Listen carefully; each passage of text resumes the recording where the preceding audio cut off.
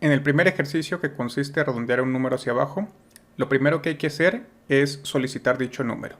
Esto lo hacemos mediante la función input, donde lo que se encuentra dentro del paréntesis es el mensaje que va a mostrar. El siguiente paso es redondear el número hacia abajo. Esto lo podemos hacer mediante la operación de división entera. Recuerden que este operador lo que hace es dividir el número, en este caso entre 1, y posteriormente redondearlo hacia abajo. En este caso, dividir entre 1 no cambia el número n y solo aplicaría el redondeo hacia abajo. Por último, empleamos la función print para mostrar ese número y ejecutamos el programa. Vean, lo que nos solicita es ingrese un número, que es el mensaje que pusimos entre paréntesis. Sin embargo, nos dio un error. Dice que la operación de división entera no es válido para un tipo de formato str, que quiere decir string. En Python es posible convertir números que se encuentran en string a su formato decimal. Esto mediante la función float. Vean, cuando ponemos float de n, nos muestra el número sin comillas. A diferencia de si solo escribimos n, nos muestra el número con comillas, indicando que es un string. Con esta información modificamos el código. Aplicamos la función float a la función input para convertir el número de entrada en decimal. Ahora corremos el programa. Por ejemplo, 5.5 esperamos 5 y ese es el resultado. En caso de ingresar menos 5.5 esperaríamos menos 6, que es el número anterior a menos 5.5. Y por último probaremos con un número entero, en este caso 4, el cual no debería sufrir ningún cambio. Es muy importante que al finalizar un código siempre lo probemos con distintos casos. Esto para garantizar que tiene un buen funcionamiento el código. El segundo ejercicio, a pesar de ser muy similar al primero, tiene un grado de dificultad mayor. Esto debido a que en Python no existe un operador aritmético que nos permita redondear hacia arriba de manera intrínseca. Nuestra primera propuesta para redondear hacia arriba está dividida en dos pasos. Primero redondeamos hacia abajo el número n y posteriormente le sumamos 1.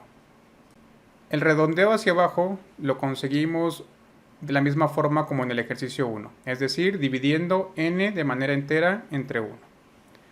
Posteriormente a este mismo valor de n le vamos a sumar 1 y con esto intentaremos concluir nuestro redondeo hacia arriba. De igual manera que el ejercicio anterior, vamos a correr unos casos para ver que funcione correctamente. 5.5 nos lo redondea a 6, lo cual es correcto. Ahora probemos con un número negativo. Menos 5.5 nos da menos 5, lo cual también es correcto. Sin embargo, cuando lo probamos con un número entero, como lo es 5, el resultado que nos otorga es 6, lo cual es incorrecto. Como no tiene decimal, no esperemos que nos lo redondee hacia arriba. Y si ahora lo corremos con un número negativo entero, veamos lo que pasa. De igual manera, nos redondea hacia arriba hacia menos 4, lo cual no es correcto porque no tiene decimal. Una herramienta que nos puede ayudar a visualizar dónde está el error se llama Python Tutor. Accedemos a tu página de pythontutor.com. En esta herramienta podemos visualizar qué es lo que pasa en nuestro código línea por línea. Lo que hacemos aquí es pegamos nuestro código y le damos visualizar ejecución. Una vez ahí ingresamos un número, por ejemplo 5.5, y vemos lo que sucede. Crea una variable n con el valor de 5.5. El siguiente paso va a ser redondeo hacia abajo, donde ahora da 5. Y le vamos a sumar a n 1, finalizando n igual a 6. El recuadro de arriba nos despliega lo que mostraría en terminal. Vamos a correr nuevamente el programa, pero ahora con un valor entero, como el caso de 5.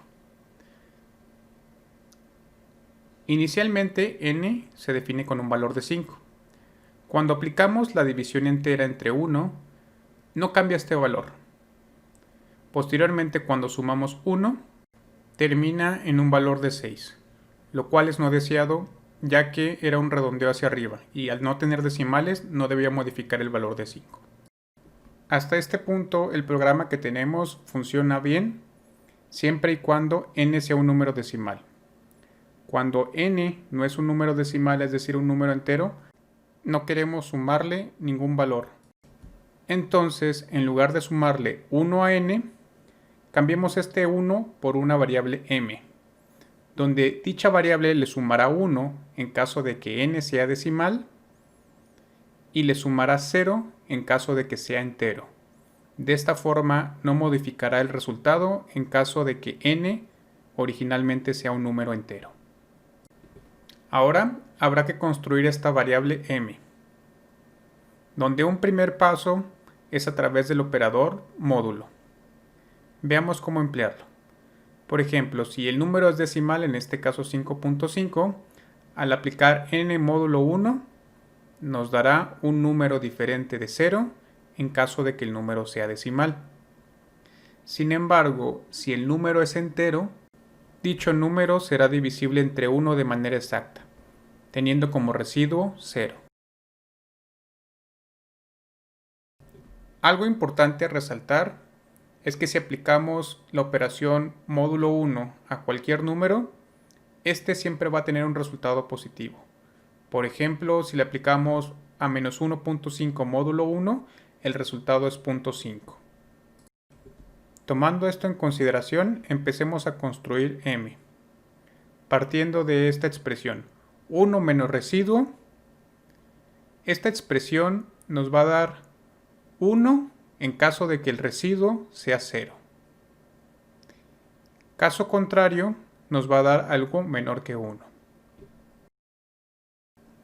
Si modificamos un poco la expresión anterior, donde esta la dividimos entre 1 con la división entera, entonces queda de la siguiente forma. Es 1 si el residuo es 0 y es 0 en caso contrario. Esto es algo muy similar a lo que queremos llegar. Que el residuo sea 0 nos indica que es un número entero. Y la expresión si el residuo es 0 nos da 1. Es decir, nos da 1 cuando el número es entero. Y nos da 0 cuando el número es decimal. Queremos un resultado similar, donde sea 1 cuando el número sea decimal y sea 0 caso contrario. Con la expresión anterior podremos construir m de la siguiente forma. M está definido como 1 menos la expresión anterior. De esta forma ahora sí transformará a 1 cuando sea decimal y a 0 cuando sea entero. Para finalizar con el ejercicio, basta con reacomodar un poquito el proceso que hicimos, como es cambiar el orden, de redondear hacia abajo, lo pondremos hasta abajo. No queremos perder la información de si el número era entero o decimal antes de calcular m. Primero escribimos el residuo, que ya como lo dijimos es n módulo 1. Luego escribimos el valor de m. Y por último modificamos que en lugar de sumarle 1, le sume m. Ahora sí, llegó la hora de la verdad. Vamos a poner a prueba nuestro código. Empezando con 5.5, que debería regresar 6. Si lo probamos con un número negativo como lo es menos 5.5, nos debería dar menos 5. Ahora probemos con enteros positivos como es 5 y con enteros negativos como lo es menos 5. Al verificar que los resultados son correctos, podemos concluir que hemos finalizado con el segundo ejercicio. El proceso de diseñar una solución y plantear los casos de prueba son esenciales siempre al programar. Sin embargo, para cortar un poco la explicación, a partir de ahora nos saltaremos este proceso en los videos y nos iremos directo a la solución. El ejercicio 3 inicia de manera idéntica a los otros dos ejercicios, solicitando un número n. En caso de que el número fuera decimal, teníamos que redondearlo hacia abajo. Esto lo hacemos con la división entera entre 1. Ahora solo falta que muestre 0 si es impar y 1 si es par. Esto lo haremos mediante el módulo 2, donde si le aplicamos n módulo 2, es decir, vamos a verificar que sea divisible entre 2 de manera exacta, donde los números pares sí son divisibles de manera exacta, por lo cual la operación da 0. Y en caso de ser impar, la operación dará 1, que es muy similar a lo que queremos. Para obtener lo que queremos bastará con sumarle 1 a n para convertir un número par en impar o viceversa, y posteriormente desplegar dicho número. Pasamos a las pruebas. 5 nos da 0. Al ser impar, esto es correcto. Probamos un número par, nos da 1. Y ahora probemos un número con decimal. En este caso 5.5 nos da 0. Revisando que los casos son correctos, podemos concluir el tercer ejercicio y de misma manera el video. Gracias.